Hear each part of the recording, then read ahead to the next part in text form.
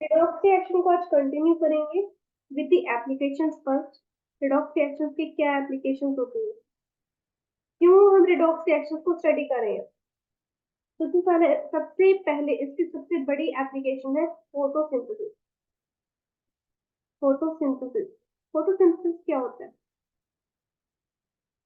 Plants water ले रहे हैं, सनलाइट की हेल्प से कार्बन डाइऑक्साइड इनहेल कर रहे हैं थ्रू द स्टोमेटा और गिव आउट कर रहे हैं ऑक्सीजन। ये सारी फोटोसिंथेसिस है। इसमें मेरे पास क्या आएगा? कार्बन डाइऑक्साइड आएगा, वाटर आएगा, क्लोरोफिल की मदद से सनलाइट को ट्रैप किया जाएगा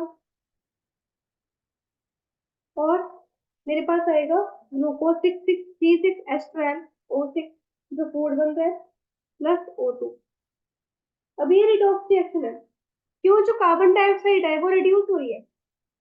कार्बन डाइऑक्साइड रिड्यूस हो रही है, उसमें से ऑक्सीजन निकाल दिया जा रहा है। रिड्यूस होके वो क्या बन रही है? कार्बोहाइड्रेट। क्या बन रही है? यहाँ पे कार्बोहाइड्रेट ही है, ग्लूकोज। और वाटर जो है वो ऑक्सीडाइज हो रहा है। वाटर को मैंने ऑक्सीडाइज कर दिया, जिससे जो लाइट है वो सनलाइट जो है वो एनर्जी प्रोवाइड कर रही है रिएक्शन को।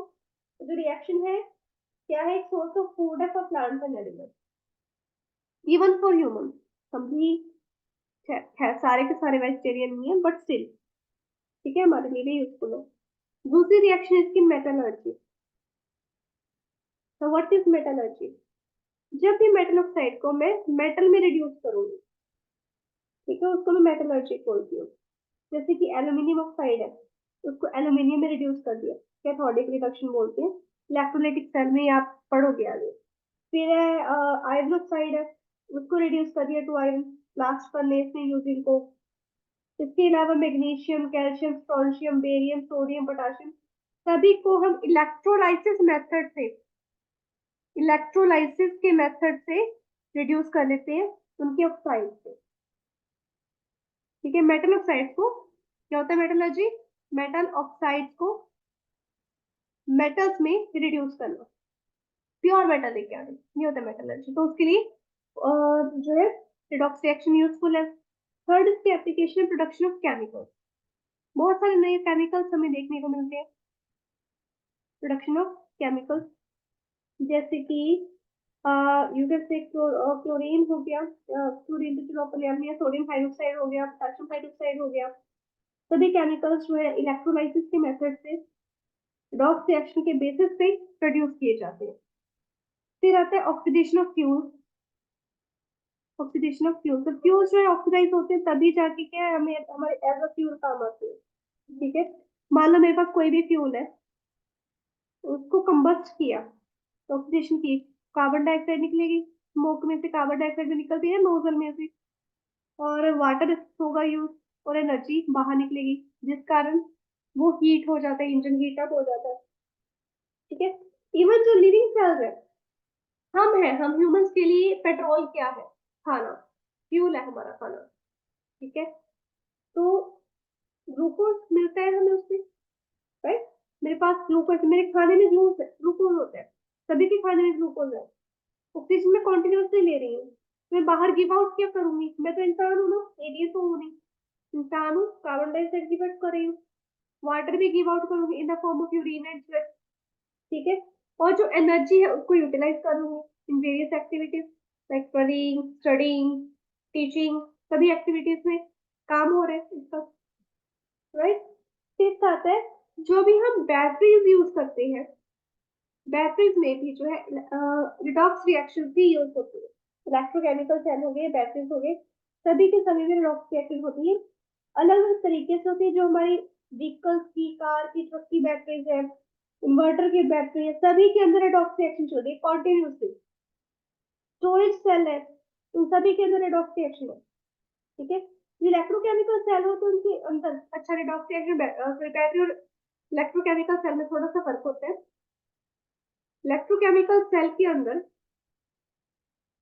यूजुअली जो रिडॉक्स रिएक्शन हो रही होती है वो होती है बिटवीन हाइड्रोजन एंड ऑक्सीजन, उसमें ज्यादा इसको तवज्जो दी जाती है। ठीक है, तो होता क्या, इलेक्ट्रोड होते हैं फ्यूल सेल्स के अंदर, और वो अपनी इलेक्ट्रिकल एनर्जी की डिमांड को फुलफिल करते हैं इन स्पेस कैप्सूल, तो वो हाइड्रोजन और ऑक्सीजन के फॉर्म में होते हैं। बैटरीज में, बैटरीज तरह तरह की होती है, सोडियम कैडमियम बैटरी होगी, लिथियम बैटरी होगी, ठीक है, तो उनमें अलग तरीके की होती है, बट होती है सभी में रिडॉक्स रिएक्शन में। Last but not the least, टिश्यूमेट्री। टिश्यूमेट्री में भी मेरे पास जो है रिडॉक्स रिएक्शन यूज होती है। मान लो मेरे पास कोई भी क्वांटिटेटिव एनालिसिस किया था, या ना quantitative analysis of organic compound किया था in the chapter of organic chemistry. Titration की जो सारी की सारी टर्म्स होंगी, सभी के सभी टाइट्रेशन, ब्यूरेट के अंदर आपने कोई फ्लूइड डाला, उसका कलर चेंज हो रहा है with the help of indicator, ये सभी के सभी क्या है, रिडॉक्स रिएक्शन है। यानी कि ऑर्गेनिक कंपाउंड्स में भी मेरे पास रिडॉक्स रिएक्शन थी, जो हमने पढ़े हैं टिश्यूमेट्री में, क्वांटिटेटिव एनालिसिस में मैंने रिडॉक्स रिएक्शन को ही देखा है और आपको पढ़ाया है, ठीक है। तो ये हो गया रिडॉक्स रिएक्शन। इसके बेसिस पे, टिश्यूमेट्री की बेसिस पे आप रिडॉक्स टाइट्रेशन भी एक टॉपिक पढ़ सकते हो, मैं बताती हूँ आपको, समझा दूंगी। एक टिश्यूमेट्री के बेस पे है टाइट्रेशन का टॉपिक, जिसको मैंने कहा है रिडॉक्स टाइट्रेशन। है कुछ नहीं, ये वैसे प्रैक्टिकल बेस्ड है, प्रैक्टिकल बेस्ड है। होता क्या है, एक ब्यूरेट होती है, ठीक है, हमने क्या करनी होती है, टाइट्रेशन करते हैं, या तो एसिड की टाइट्रेशन जो होती है, या तो वो एसिड की होगी, या फिर वो होगी बेस की। दोनों अपना अपना नया कलर ले लेते हैं, कलर चेंज कर लेते हैं, ठीक है। ये दिखाता है कि किसी भी सोल्यूशन में कितनी क्वांटिटी में एसिड पड़ा है और कितनी क्वांटिटी में बेस पड़ा है। तो टाइट्रेशन कैसे होती है, कोई भी रीजन ले लो, तो फिर कॉन्सेंट्रेशन हमें पता होना चाहिए कि 15 एम है, 15 मोलर है, 10 मोलर है, डाइल्यूट है, कॉन्सेंट्रेटेड है, कैसा है, कोई भी मैंने क्या रीजन ले लिया, उस सोल्यूशन को मैंने ब्यूरेट के अंदर डाल दिया, फिर उसको क्या टाइट्रेशन फ्लास्क को क्या ब्यूरेट के बिल्कुल नीचे रख देना, ठीक है। जो ब्यूरेट के अंदर, जो ब्यूरेट के अंदर सोल्यूशन है, ब्यूरेट के अंदर जो सोल्यूशन उसको बोलते हैं टाइट्राइल, ब्यूरेट के अंदर का सोल्यूशन बोलते हैं टाइट्राइल। और जो दूसरा सोल्यूशन टाइट्रेशन फ्लास्क में से निकलता है, ये कह दो टाइट्रेशन फ्लास्क में जो लिक्विड बनेगा या फ्लूइड बनेगा, उसको हम बोलेंगे एनालाइट, एनालाइट। तो टाइट्रेशन कंटिन्यू होती है जब तक टिश्यूमेट्रिक अमाउंट जो है दोनों एजेंट की, यानी कि टाइट्रेट और एनालाइट की, मिक्स ना हो जाए। जैसे कि मेरे पास था HCl ब्यूरेट में, मैंने टाइट्रेशन फ्लास्क में थोड़ा सा अमाउंट में सोडियम हाइड्रोक्साइड ले लिया, मेरे पास क्या बन गया, सोडियम क्लोराइड प्लस वाटर। तो टिश्यूमेट्रिक पॉइंट क्या होगा, किससे कॉरेस्पॉन्ड करेगा, जब ये दोनों क्या न्यूट्रलाइज हो गए, कब ये दोनों न्यूट्रलाइज हो रहे हैं, और न्यूट्रलाइज होकर मुझे एक सॉल्ट और वाटर दे रही है, ठीक है।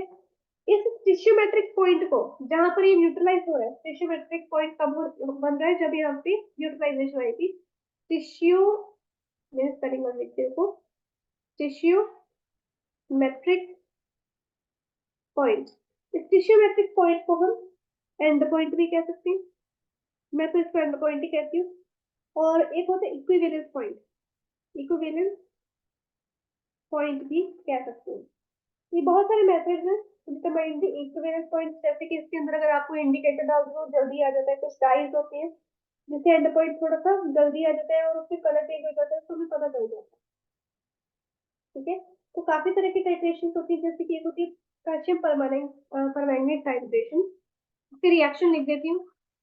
उसमें यूजुअली हमें पिंक कलर देखने को मिलता है, क्योंकि पोटेशियम परमैंगनेट होते हैं थोड़ा सा पिंकिश कलर का, है ना। तो पोटेशियम परमैंगनेट में क्या होगा, जो मैग्नेट आयंस होंगे MnO4 नेगेटिव, और होंगे मेरे पास हाइड्रोजन के, तो उसमें इलेक्ट्रॉन्स एडेड होंगे, ठीक है। और इलेक्ट्रॉन से चलो एडेड होंगे, ये तो आपको मैं फाइनल रिएक्शन बता देती हूँ। और उसके अंदर मैंने थोड़े से अमाउंट में आयरन डालेंगे, अब आयरन लोहे के फॉर्म में नहीं डालेंगे, ये भी याद रखो। चलो आपको अच्छे से बता देती हूँ। मेरे पास पोटेशियम पर मैग्नेट है, ये सब बाद में करते हैं, मैं आपको पहले अच्छे से इसको समझाई देती हूँ। मेरे पास है KMnO4, ये बहुत बड़ा ऑक्सीडाइजिंग एजेंट है। क्या है ये, बहुत बड़ा, बहुत स्ट्रॉन्ग ऑक्सीडाइजिंग एजेंट है, इतना स्ट्रॉन्ग है, इतना स्ट्रॉन्ग, बहुत जल्दी है रिडक्शन क्रिएट कर देगा। ठीक है।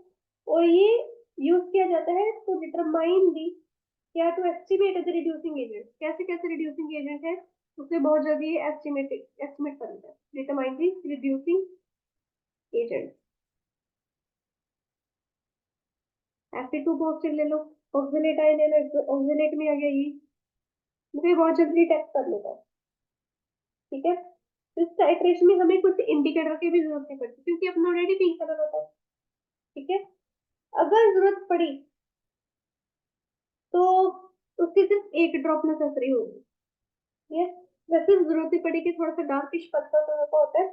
पोटेशियम परमैंगनेट भी अपने आप में एक सेल्फ इंडिकेटर होता है, बहुत सारी रिएक्शन में इसको एक इंडिकेटर की तरह भी यूज करते हैं और ये अपने आप में भी क्या सेल्फ इंडिकेटर है। क्या करना है, मेरे पास क्या है, सिंगल ड्रॉप होगी पोटेशियम परमैंगनेट की जो कि इसको पिंक कलर दे देगी सोल्यूशन को। तो पिंक कलर है, जिसकी फॉर्म में अपीयर होगा वो इस फॉर्म में अपीयर होगा, ये पिंक कलर दे रहा है। उसकी जितनी कम कॉन्सेंट्रेशन होगी उतना ही लाइट पिंक कलर आएगा। ठीक है, अगर ज्यादा डाल दोगे पिंक कलर बहुत ज्यादा होगा तो स्टिशियोमेट्री पॉइंट आपका जल्दी नहीं आएगा। तो मान लो मेरे पास कोई सब्सटेंस है उसके अंदर आयन के थोड़े से मॉलिक्यूल्स थे, इस तरह से इसके अंदर आयन के मॉलिक्यूल्स थे, वाटर के अंदर डाला है, इसको वाटर के अंदर मिक्स करते हैं, इफ यू रिमेंबर मेरे पास Mn2 पॉजिटिव आ जाएगा, 5Fe3 पॉजिटिव आ जाएगा, प्लस 4H2 आ जाएगा। ठीक है, तो इससे पता चल जाएगा कि हाँ जी यहाँ पर इक्वेशन हो रही है। सिमिलरली अगर ऑक्सिलिक आयन को डिटरमाइन करना है, ये हो जाएगा प्लस ऑक्सिलेट आयंस हो जाएंगे अगर उसके अंदर है, और वाटर तो उसके अंदर डलेगा ही, वाटर डलेगा दैट मीन्स मेरे पास आ जाएगा 2Mn2 positive plus 10 carbon dioxide के मॉलिक्यूल्स प्लस 8 वाटर। ये होगी पोटेशियम कौन सी परमैंगनेट, पोटेशियम परमैंगनेट परमैंगनेट की होगी तो होती है पोटेशियम डाइक्रोमेट की। पोटेशियम डाइक्रोमेट होता है acidified, potassium dichromate means Cr2O7, ये भी इन टाइट्रेशन रिएक्शन यूज किया जाता है। ये भी अपने आप में ऑक्सीडाइजिंग एजेंट है रिडॉक्स टाइट्रेशन में, और ये वीक है, ये स्ट्रॉन्ग है, ये वीक है, इसके मुकाबले ये बहुत वीक है। पोटेशियम परमैंगनेट के मुकाबले पोटेशियम डाइक्रोमेट काफी वीक ऑक्सीडाइजिंग एजेंट माना जाता है। तो ये अपने आप में सेल्फ इंडिकेटर नहीं होता, तो कोई ड्रामेटिक कलर चेंज नहीं आता इसमें। और इसके अंदर हम कुछ इंडिकेटर्स डालते हैं जैसे कि डाइफिनाइल अमाइन हो गया, डाइफिनाइल अमाइन एक ऐसा, ये भी एक इंडिकेटर है। तो N phenyl anthranilic, N phenyl anthranilic acid, ये इसकी वजह से दो ड्रॉप्स बहुत होते हैं इनके, दो ड्रॉप से आ जाता है, मेरा तो हाइड्रेशन आ जाता है दो ड्रॉप से ही। ठीक है, कुछ बच्चे तीन भी डालते हैं और कुछ को ज्यादा डालना चाहते हैं कि हमने खत्म करना स्कूल का सामान, तो वो 5-6 ड्रॉप डाल के आते होते हैं, बट इतनी की जरूरत नहीं पड़ती है। ठीक है, तो ये भी रिड्यूसिंग सॉरी ऑक्सीडाइजिंग एजेंट है, और रिड्यूसिंग एजेंट को जल्दी से डिटेक्ट कर लेते हैं। ठीक है, क्या करेगा ये Cr2, इसके Cr2 के कारण होगा ना ये, जैसे ही आप इसके अंदर आप ये इंडिकेटर डालोगे, इसमें जैसे पिंक कलर आया था इसके अंदर ब्लू कलर आएगा। मैंने ये वाली टाइट्रेशन कभी की नहीं है, मैंने एक और की हुई है टाइट्रेशन, वो डिफरेंट है, हाइड्रोमेट्रिक की मेरे ख्याल से वो, बट ये वाली मैंने बहुत की है, ये बहुत इजीली अवेलेबल होती है स्टोर से। Cr2O7 2 negative plus 14H positive, और हाँ, ये आ जाएगा। आयरन का निकालना हो तो मेरे पास Fe2 पॉजिटिव से 2 पॉजिटिव, ये पहले हमने की हुई है इक्वेशन पिछली क्लास में, दोनों के दोनों, तो 7H2। ठीक है, तो ये इसकी कंप्लीट रिएक्शन आ गई। अब आगे आती है आइडोमेट्रिक टाइट्रेशन। आइडोमेट्रिक में बेटा आयोडीन यूज होता है, ऑब्वियस सी बात है, आयोडोमेट्रिक में आयोडीन यूज होगा। अब आयोडीन सोचो as an oxidising agent act करेगा कि रिड्यूसिंग एजेंट, सोचो आयोडीन क्या है, इलेक्ट्रोनेगेटिव है ना, इलेक्ट्रोनेगेटिव हम रिडक्शन में यूज होता है, ऑक्सीजन में भी यूज होता है इसको। ऑक्सीडेशन क्या होता है, एडिशन ऑफ ऑक्सीजन या फिर एडिशन ऑफ इलेक्ट्रोनेगेटिव एलिमेंट, तो इलेक्ट्रोनेगेटिव तो आयोडीन भी हैलोजन है वही अपने आप में, वो इलेक्ट्रोनेगेटिव क्यों ना होगा, काफी अच्छा इलेक्ट्रोनेगेटिव होता है आयोडीन जो है। इन द प्रेजेंस ऑफ दो इलेक्ट्रॉन तो वही नेगेटिव बनाएगा, आयन बना देगा। जब भी इसके अंदर मैंने माइल्ड ऑक्सीडाइजिंग एजेंट डाला, ये मतलब कि अपने आप माइल्ड ऑक्सीडाइजिंग एजेंट, जब इसके अंदर मैंने कुछ रिड्यूसिंग एजेंट डाला तो ये ऐसा बन जाएगा। ठीक है, ये ऐसे डायरेक्टली लेते हैं यूजुअली इसको, या तो पोटेशियम आयोडाइड की फॉर्म में लेते हैं।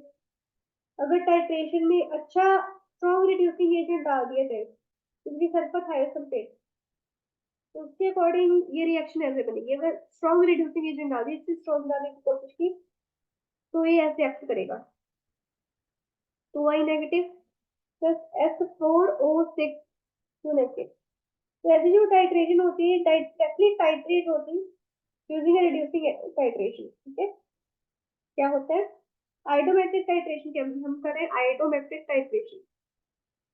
आइडोमेट्रिक टाइट्रेशन ये जो है डायरेक्ट होती है मेथड, बिल्कुल डायरेक्ट। वो थोड़ी सी इनडायरेक्ट होती है, ये डायरेक्ट होती है, सीधी होती है। ये तो डायरेक्टली टाइट्रेट होती पूरी होती अगेंस्ट रिड्यूसिंग एजेंट। अब एग्जांपल ले लो, इसमें इसमें कॉपर को डिटेक्ट करना होगा। टाइट्रेशन जो लिबरेट करती है आयोडीन को फ्रॉम एन ऑक्सीडाइजिंग एजेंट, उसको भी मैं आयोडोमेट्रिक टाइट्रेशन बोलूंगी। ठीक है, जैसे कि मेरे पास क्या है, ठीक है,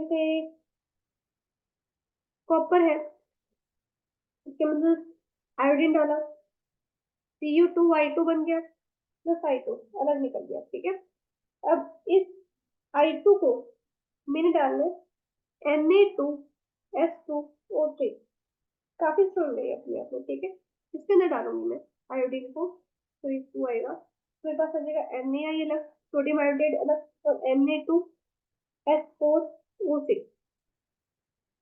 मैंने बताया था जब स्ट्रॉन्ग रिड्यूसिंग एजेंट आएगा तो ये इस तरह से एक्ट करेगा। तो इसने ऐसे एक्ट किए, बिल्कुल ऐसे बनी है।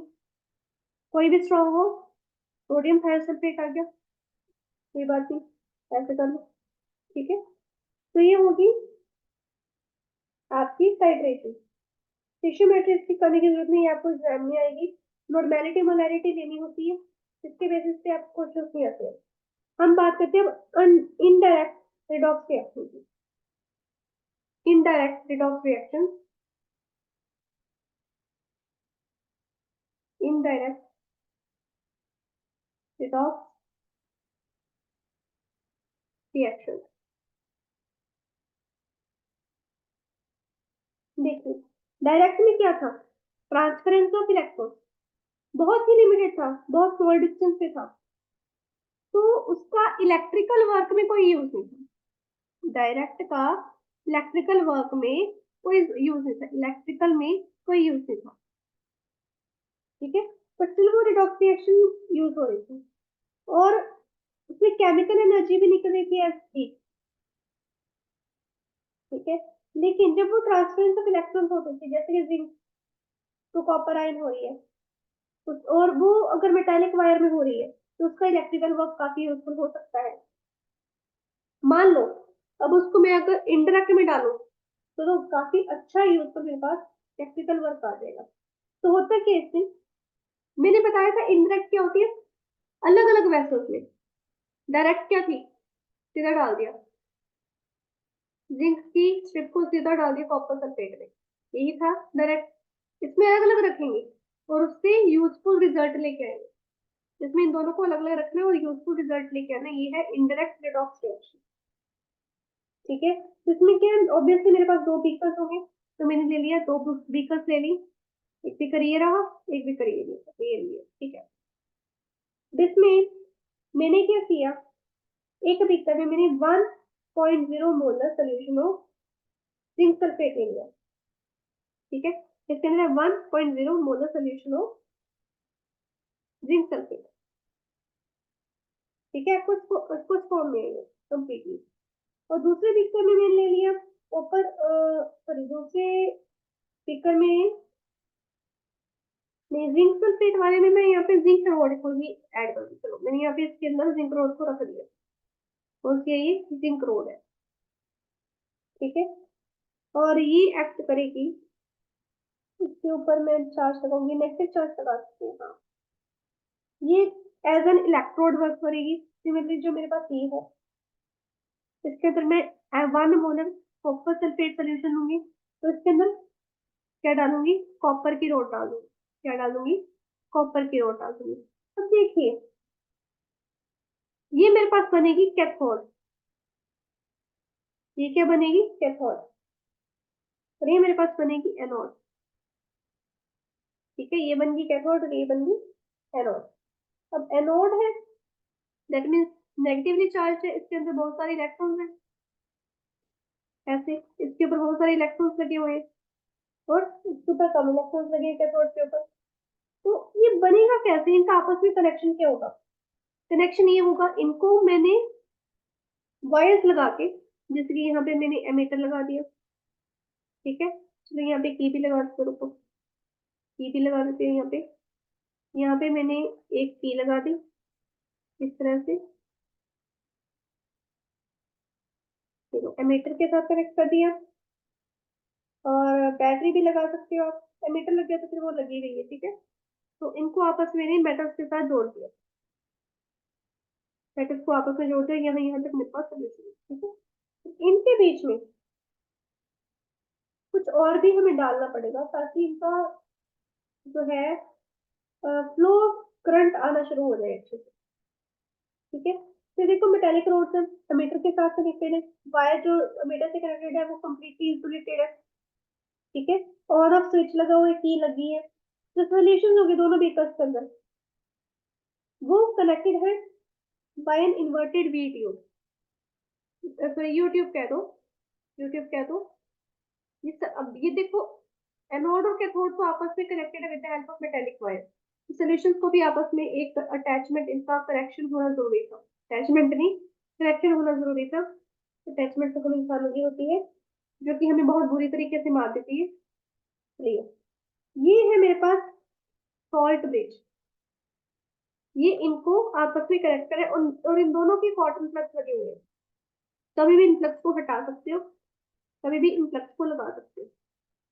ठीक है, अब ये जो इन्वर्टेड ट्यूब है, इसके अंदर सॉल्ट ब्रिज, मैंने इसको नाम दिया क्यों, क्योंकि इसके अंदर सॉल्ट है, या तो KCl होगा या PnO3 होगा, या हो जाएगा NH4NO3।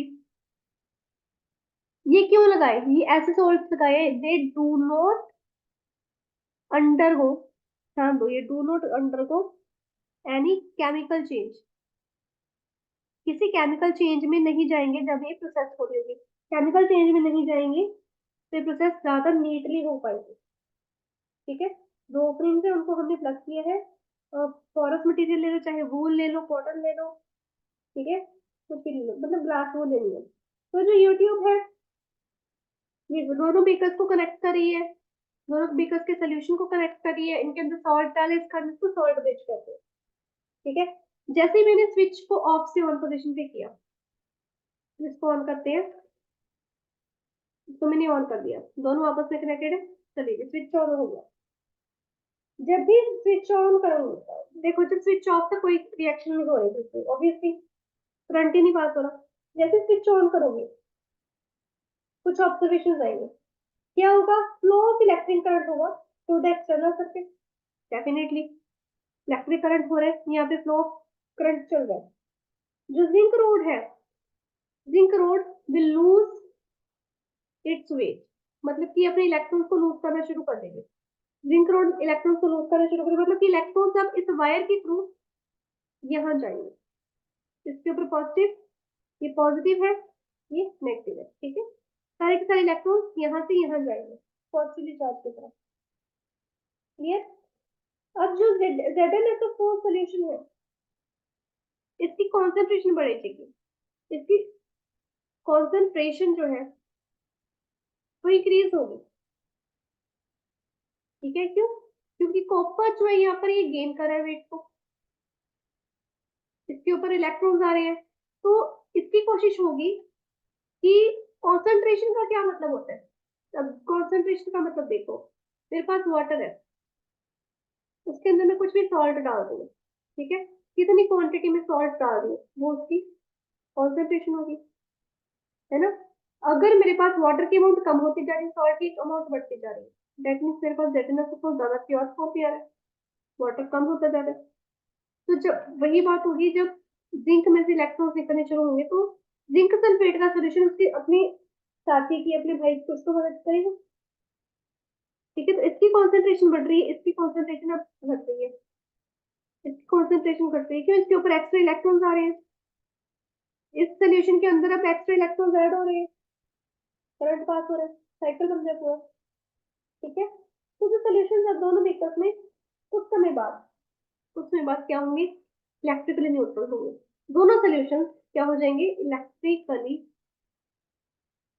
न्यूट्रल। अब आप मैम पूछोगे कि इसका क्या काम, अंकल का कार्ड ब्रिज का, देखते हैं क्या काम होता है। जो जो ऑब्जर्वेशन ली है उसकी बेसिस पे मैं आपको कुछ इक्वेशन लिख के देती हूँ, उसको समझो।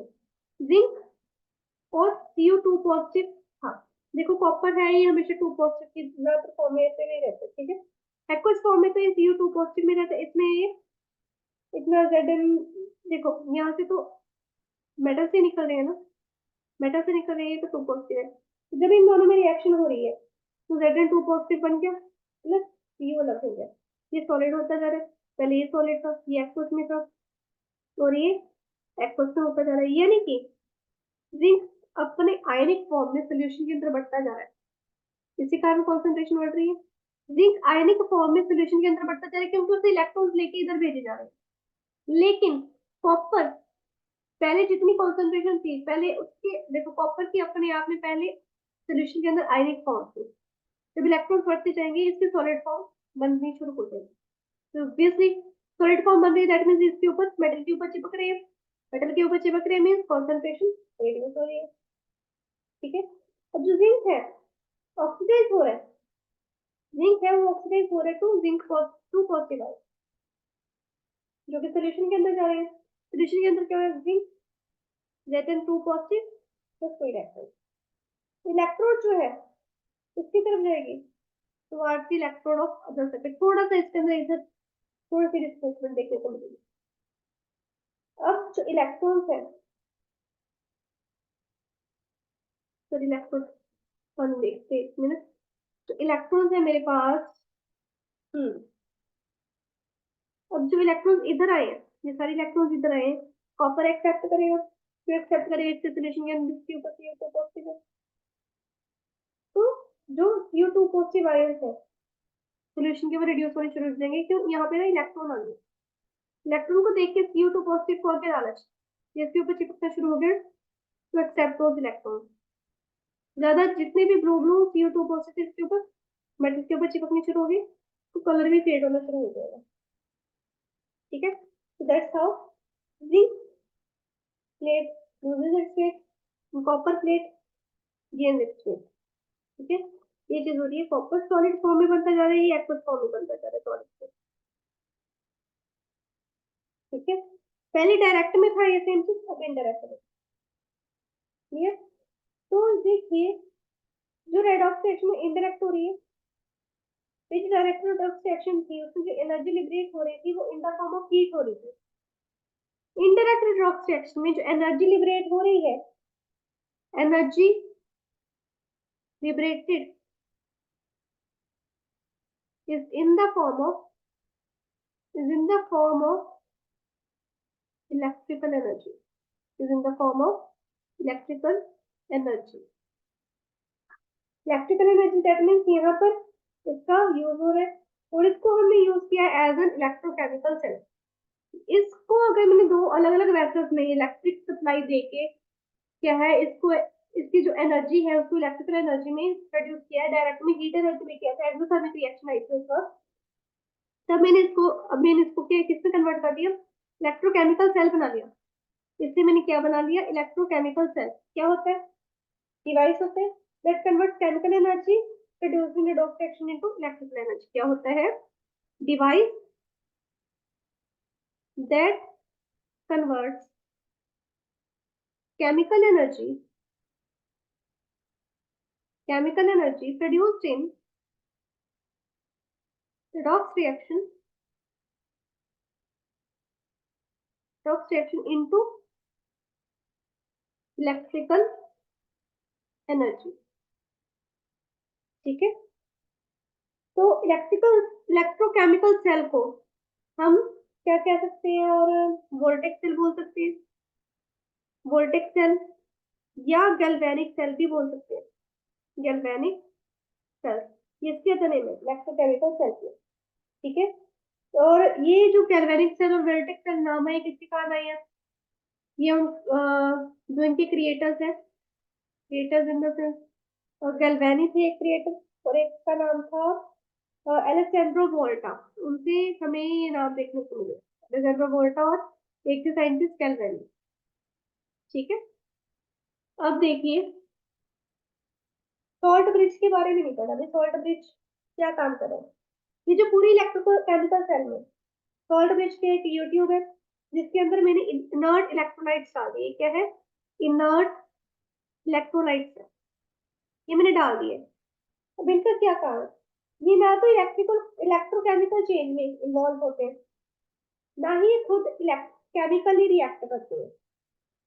तो ये जो सॉल्ट है, ये यूज कहाँ होते हैं? ये यूज होते हैं for preparing salt bridge, obviously. Salt bridge कह सकते हो,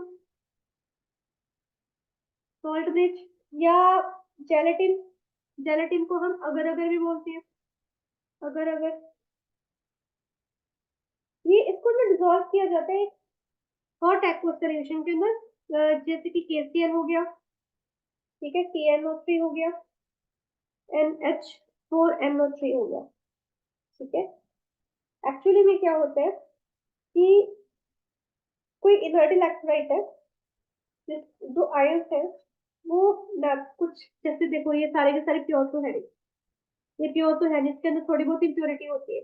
वो इनर्ट इलेक्ट्रोलाइट्स आ जाती है जो इनके साथ रिएक्ट करती है, इनके साथ रिएक्ट करते हैं, रिएक्ट करके क्या होता है, ये डिजोल्व होने शुरू हो जाते हैं। यूट्यूब के अंदर रहते हैं, इनके अंदर नहीं रहते, इनके अंदर नहीं रहते, इस ट्यूब के अंदर रहने शुरू हो जाएंगे यूट्यूब में, इसका करेंगे, और उसको यू कैन से खराब नहीं करेंगे। ठीक है, तो मान लो मेरे पास अगर अगर सोल्यूशन में ठंडा हो गया, तो वो सॉलिड हो जाएगा, तो वो सॉलिड हो जाएगा, और वो सॉल्ट ब्रिज की तरह act करेगा। अब इसके अंदर ये पॉजिटिव Cl नेगेटिव घूम रहा है, ठीक है, वो घूम रहा है इसके अंदर बड़े आराम से। ठीक है, यहाँ पर देखिए SO4 2 नेगेटिव आएगा, यहाँ पे भी SO4 2 नेगेटिव आएगा।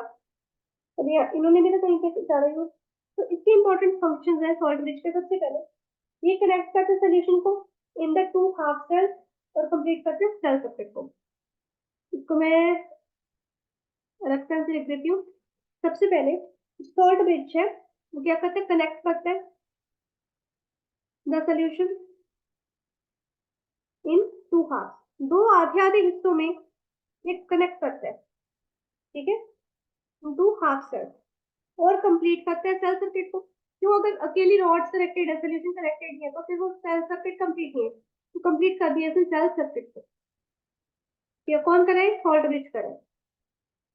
सेकंड, इसका क्या फंक्शन है? ये जो सोल्यूशन है दोनों सेल्स के अंदर, उनको इलेक्ट्रिकली न्यूट्रल रखते हैं। दोनों सोल्यूशन को क्या रखता है? इलेक्ट्रिकली न्यूट्रल, इनको सोल्यूशन को।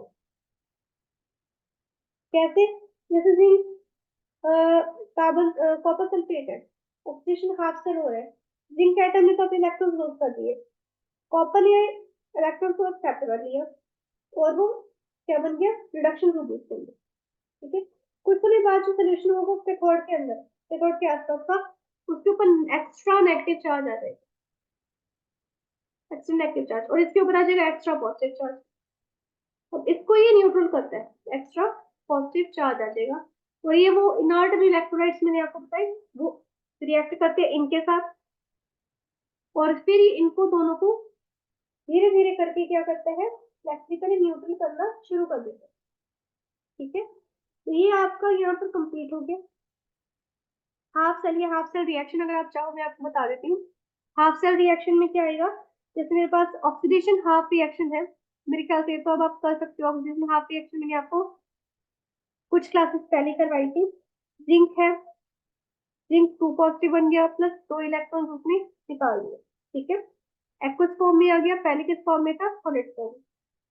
फिर रिडक्शन हाफ रिएक्शन क्या होगी, कॉपर 2 पॉजिटिव था एक्वस फॉर्म में, 2 इलेक्ट्रॉन्स को एक्सेप्ट कर दिया तो कॉपर सॉलिड फॉर्म में बन गया। ठीक है, तो नेट रिएक्शन क्या आ गई दोनों की, यही आ गई, ये दोनों आपस में कैंसिल हो जाएंगे। Zinc the Cu2 positive forms zinc 2 positive the Cu, है ना। तो सिमिलरली अगर आप कोई और भी लोगे जैसे कि एल्यूमिनियम मेटल है वो डिस्प्लेस कर रही है सिल्वर आयन को, उसमें भी सेम आ जाएगा। ठीक है, तो ये आज हम यहाँ तक करेंगे। अगली क्लास में हम इलेक्ट्रोकेमिकल सेल की रिप्रेजेंटेशन को करेंगे। इलेक्ट्रोड पोटेंशियल क्या होता है, ईएमएफ या सेल पोटेंशियल क्या होता है, इसके बारे में पढ़ेंगे। नेक्स्ट क्लास में कोशिश करेंगे कि इस चैप्टर को हम कंप्लीट कर दें, यानी कि 1 या 2 क्लासेस में आपका ये चैप्टर कंप्लीट हो जाएगा। ठीक है, तो यहाँ तक पढ़ो, इसको अच्छे से रिवाइज करो, जो रिएक्शंस हैं उनको सॉल्व करने की कोशिश करो। टाइट्रेशन के बेसिस पे 1 या 2 नंबर का क्वेश्चन आता है, उसके ऊपर ज्यादा फोकस मत करना, बट ऐसे इलेक्ट्रोकेमिकल सेल हाफ रिएक्शन जो पिछली क्लास में किया था, बैलेंसिंग ऑफ रेडॉक्स रिएक्शन, उनके ऊपर बहुत फोकस देना है। ठीक है, वो टॉपिक छोड़ने वाले नहीं है। Yes, that's all for today. Let's see you tomorrow.